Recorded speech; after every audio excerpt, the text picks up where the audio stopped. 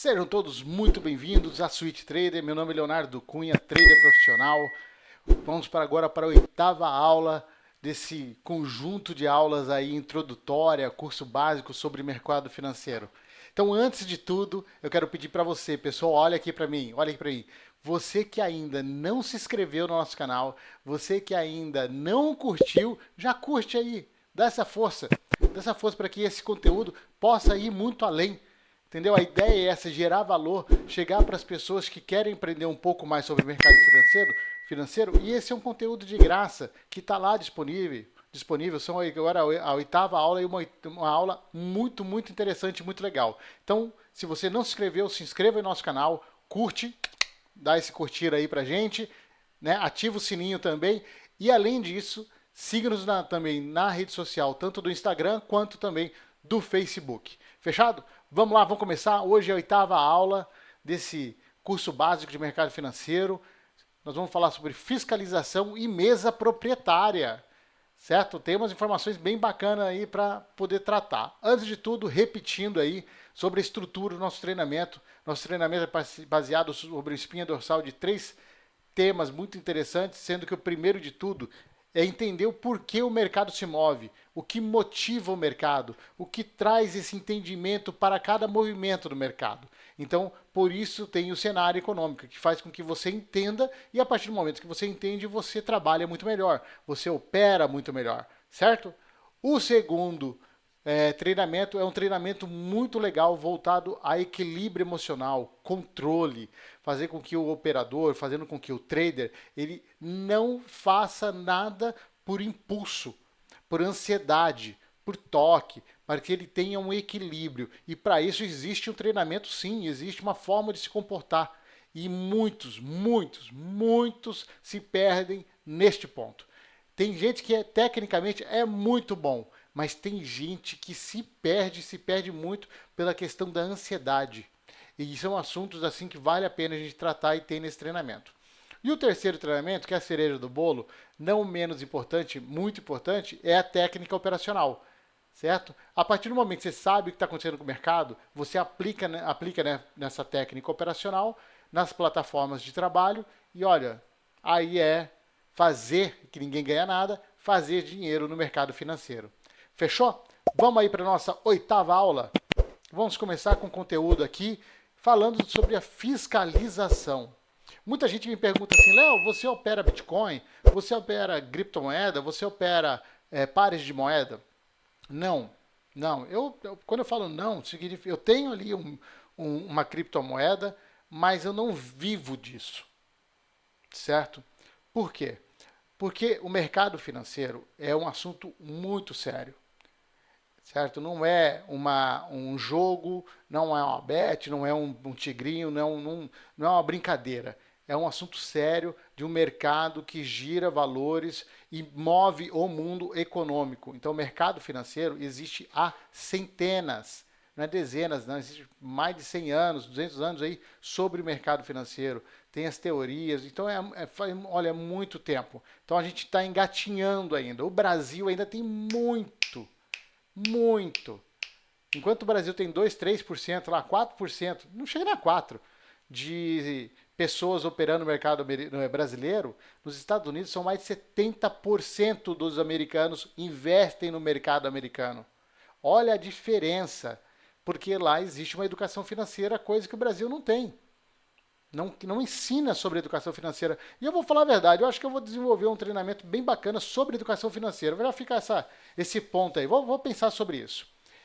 E para isso, a criptomoeda ela não tem essa fiscalização, certo? Então, você tem detalhes ali, funciona bem, ela tem uma estrutura, não vou entrar no mérito e pontos sobre criptomoedas, mas ou pares de moeda, mas eu quero falar sobre o mercado que eu atuo. E o mercado que eu atuo é o mercado brasileiro e o mercado americano, principalmente o mercado americano. E para isso, lá existe, e daqui também no Brasil, existem os órgãos fiscalizadores. Porque é algo que tem que ser muito transparente, muito seguro. Eu estou colocando dinheiro para negociar, os fundos estão colocando dinheiro, as corretoras estão ali com seus clientes e querem o máximo de transparência sobre tudo isso, certo? Então, qual que é a ideia sobre a fiscalização? Nos Estados Unidos, o mercado financeiro, no Brasil também, tá? O mercado financeiro é regulado e fiscalizado por várias agências para garantir que ele funcione de forma justa, transparente e segura. Está ali nos Estados Unidos, mas também serve para o Brasil. Cada órgão tem a sua função específica, mas todos trabalham juntos para manter o mercado financeiro estável e seguro. Então, é muito importante que você saiba isso, porque para você decidir e entender que você não está se envolvendo, talvez, com o mercado financeiro como algo que hoje está sendo muito prostituído no marketing geral, aí, que é jogo. E a gente não envolve, e eu não faço isso, e não me interessa saber sobre isso. Certo? Por que e para que existem, então, os órgãos no mercado financeiro? Esses órgãos existem para fiscalização do mercado financeiro. Existem para garantir que o sistema funcione de forma justa, eficiente e segura. Estou falando novamente, ó, justa, eficiente e segura. Para isso tem esses órgãos. E, gente, é sério. É sério. Se você opera o mercado americano e fizer caca, você nem entra nos Estados Unidos. Você nem entra. E se entrar, você é preso. O negócio é sério. Tem filmes, inclusive, que falam sobre pessoas que trabalharam com o mercado financeiro e deram aí problema sério, que foi a época, foi 2008, certo? Assista aqui, inclusive no YouTube, Netflix, tem filmes que falam sobre isso aí, certo? Eles desempenham um papel essencial na proteção do investidor. No nosso caso, então, o nosso aqui, na manutenção da confiança do mercado e prevenção de crises. Caso aconteça uma crise, esses órgãos estão ali já prontos para poder atuar no mercado financeiro, tanto no Brasil quanto no mercado americano, que são os dois mercados que eu atuo, então vou falar sobre eles, certo? Por que os órgãos, então, de fiscalização no mercado financeiro? Tem aqui 5 pontos que eu acho que são relevantes. Primeiro, proteger os investidores. Certo? Então, eu preciso desses órgãos para que eu me sinta protegido, para que as minhas operações, eu sei que elas são validadas, são operações que são reguladas, certo? O mercado americano é tanta gente operando, mas tanta grana operando, mas é grana demais, gente, é grana demais. O Brasil é um grãozinho, mas é um grãozinho perto do que gira de dinheiro dentro do mercado americano. É muita grana. Então, precisa ser muito bem protegidas essas informações. No caso do mercado americano, não tem como ter manipulação pelo alto valor trabalhado, entendeu? Você pode pegar um investidor bom de grana aí, ele pode entrar com uma grana violenta, só que o risco é muito grande. Então, não tem, são muitos fundos de trilhões, certo? São bancos e bancos assim de muita grana. Então é uma coisa assim absurda, surreal. Segundo, manter a estabilidade do sistema financeiro, né? Fazer com que o mercado funcione aí com a relação entre compradores e vendedores. Promover a confiança, que isso é um dos pontos que me levou a atuar no mercado, principalmente no mercado americano. É saber que eu estou atuando, que vale a pena o estudo que eu estou fazendo, gente. Que vale a pena toda essa dedicação que eu fiz, sabe? Não é pouco tempo que eu estudo muito, mas é muito mesmo. As teorias que estudei, o estudo que é muito amplo. E aí, eu não entrei nisso para ser um jogo ou uma brincadeira. Então eu queria ter a confiança que é o mercado sério no qual eu vou trabalhar, e eu tenho por que hoje dar um investimento muito maior, dedicação muito maior ao mercado americano. Prevenir crimes financeiros, certo? Tanto é que eu já citei que tem filmes que envolve aí 2008, que foi a crise imobiliária, vale a pena você procurar, e garantir concorrência justa, certo? Apesar de eu ser um micro investidor, mas eu posso estar concorrendo com um cara que é de um fundo muito grande e que ele está entrando com, sei lá, 3 milhões de dólares e eu estou entrando só com um contratinho de 100 dólares. Entende? Isso tem que ser justo. Alguns órgãos, vou citar alguns, tá? Alguns órgãos que destaca aqui nos Estados Unidos. O SEC, CFTC e o Federal Reserve. Aqui nos Estados Unidos são alguns, tá? Esse aqui são alguns. São 7 ou 8. Estou citando 3. Então vale a pena você pesquisar sobre eles e entender qual foi a responsabilidade deles no mercado como um órgão fiscalizador, certo? E no Brasil? No Brasil nós temos a CVM, que ela regula, inclusive ela que verifica também como que estão as corretoras, a Bolsa de Valores e tudo mais. O Bacen, que é o Banco Central brasileiro, e a COAF. Tá? Então também pesquise elas para que você entenda melhor também a responsabilidade de cada uma sobre esse conceito de mercado financeiro. Certo? Bom, pessoal, tem aqui essa frase que eu acho muito importante. Esses órgãos são fundamentais para evitar crises, proteger o investidor e garantir que o mercado financeiro funcione de forma saudável em ambos os países. Então, esses órgãos são é muito importante. Tá? Para funcionar tanto nos Estados Unidos quanto no Brasil, precisa que esses órgãos funcionem de forma muito séria, e eles funcionam de forma séria, sim. Ok? Vamos agora falar, algumas semelhanças, né, das fiscalizações. Olha só, algumas semelhanças entre o Brasil e os Estados Unidos de uma dessas fiscalizações. Olha aqui relacionado à CVM e à SEC. Ambos têm órgãos que regulam o valor mobiliário. Tanto uma quanto a outra elas também regulam o valor mobiliário. Possuem o Banco Central e o Federal Reserve, Banco Central brasileiro, e o Federal Reserve, que é o Banco Central americano, né, possuem bancos centrais que garantem a estabilidade financeira. Quem que cuida da política monetária? Quem fez o treinamento sabe. Tá aí, ó. A política monetária, a saúde de um país. O Banco Central. No caso, o Bacen no Brasil, Federal Reserve nos Estados Unidos. Ambos criaram agências para proteger consumidores abusivos. Então, elas têm agências que protegem consumidores abusivos no mercado financeiro. Essas são algumas semelhanças. Diferenças.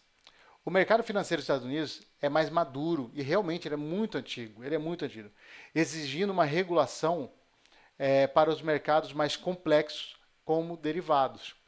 O mercado americano ele é muito antigo e, por sua vez, não é uma única bolsa de valores.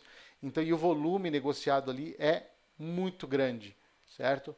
Então, essa é uma diferença. No Brasil, o foco também está na inclusão financeira e na redução da informalidade, né? Fazer com que tenha mais pessoas, mais CPFs, sabe, atuando no mercado e gerando mais esse conhecimento para investir no mercado financeiro. Uma outra diferença é o sistema americano tem mais órgãos especializados, certo? Enquanto o Brasil concentra mais a função de menos instituições. Tanto é que no Brasil são 3, COAF, CVM e Banco Central. Já os Estados Unidos têm muito mais órgãos, até pela robustez da negociação lá. Certo? Pessoal, saímos agora do assunto um pouquinho de fiscalização, agora vamos vir aqui para o assunto de mesa proprietária. O que é essa tal de mesa proprietária que muitas vezes o Léo acaba falando sobre a mesa proprietária, porque eu acabei de passar e fiz uma prova na mesa proprietária e certifiquei na mesa proprietária. Gente, mesa proprietária hoje é muito bom. É muito bom. Certo? Que pena que não começou quando eu comecei o mercado. Não tinha mesa proprietária. Mas o entendimento dela é muito bacana. E vamos entender o que é a mesa aqui?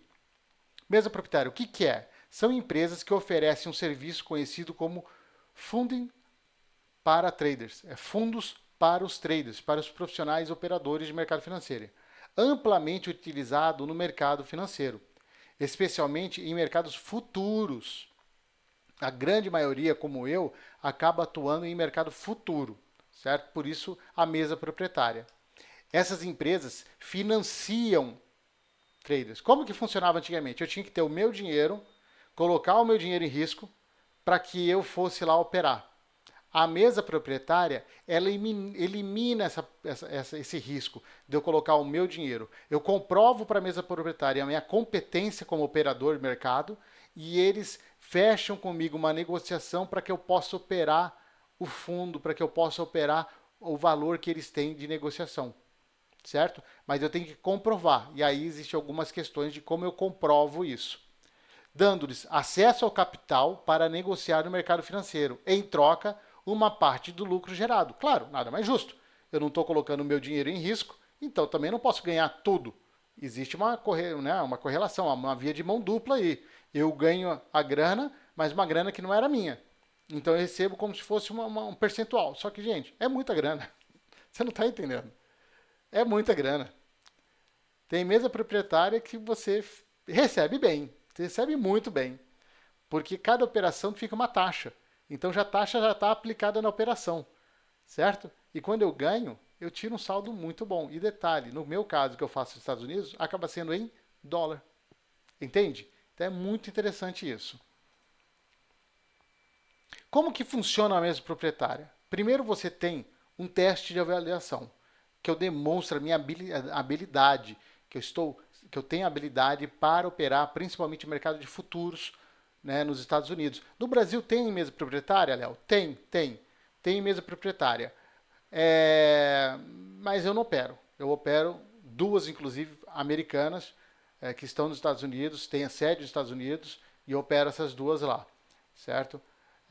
E aí você tem algumas facilidades, gente, é muito bom, porque eu posso ter uma quantidade maior de contas, então em vez de eu ganhar tudo em uma conta só, eu posso fatiar isso em contas.